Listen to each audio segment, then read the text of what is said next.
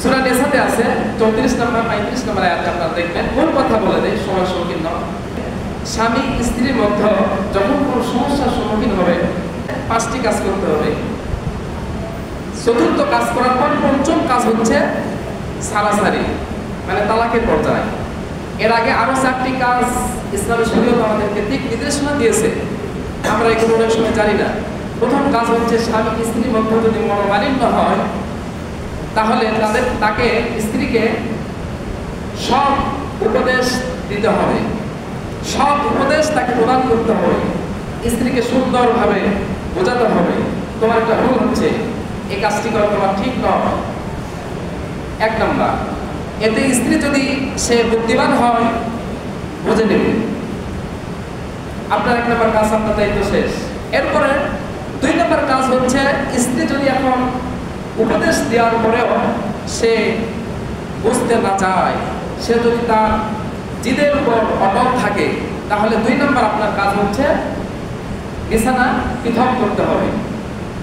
আপনি একটা রুমে থাকবেন, অথবা যেই রুমে আছেন আপনি তার দিকে 500 পরিবর্তন করে থাকবেন, তার সাথে একটু কানেকশন, কথাবার্তা বা স্বামী স্ত্রীর সঙ্গে যেগুলো আচার আচরণ সেগুলো থেকে একটু দূরে থাকবেন।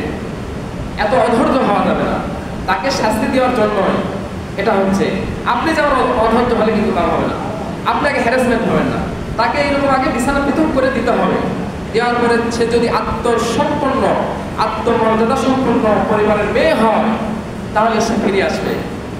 সে বলবে কি হয়েছে, আমার কি হলো, আপনি আমার সাথে বা তুমি আমার সাথে কথা বলতেছো না কেন, বা এরকম করতেছো কেন, আমাকে দূরে দূরে রাখতেছো কেন, তাতে সে ফিরে আসবে। তখন আপনি তাকে কিছু কথা সুন্দরভাবে বলতে পারবেন, সংশোধন হতে পারে। এখন বিছানা পৃথক করার পরে 2 নম্বর পদ্ধতি অবলম্বন করার পরে সে যদি ফিরে না আসে, এরপরে কিছু মৃদ, মানে কি হালকা হালকা প্রহার করার শরীয়ত অনুমতি দিয়েছে। হালকা মানে কি মোশাবহ না,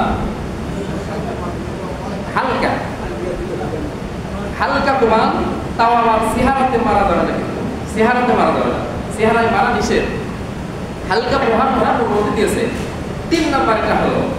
এরপরে 4 নম্বর হচ্ছে মারার পরেও এই বাঁকে হাতটি ঠিক হলো না, প্রহার করেছেন হালকা ভাবে, কিন্তু তারপরেও স্ত্রী লাইনে আসে নাই, তখন স্ত্রীর বাপের বাড়ির কিছু মাতব্বর হোক, কিছু জ্ঞানী ব্যক্তি হোক, তাদেরকে সালিশ নিযুক্ত করতে হবে, তাদেরকে ডাকতে হবে।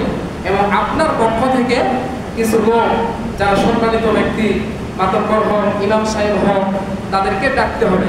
2 পক্ষ তাদেরকে সমঝোতার জন্য চেষ্টা করবে।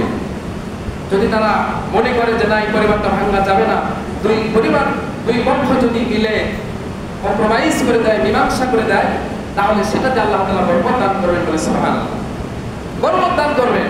এটা হচ্ছে 4 নম্বর কাজ। এরপরে দেখলেন যে 2 পক্ষ ডেকে সমাধান করা সম্ভব হলো না, তখন আপনার 5 নম্বর কাজ হচ্ছে স্ত্রীকে 1 তালাক দেওয়া। যদি আপনার সংসার করার ইচ্ছা নাই থাকে,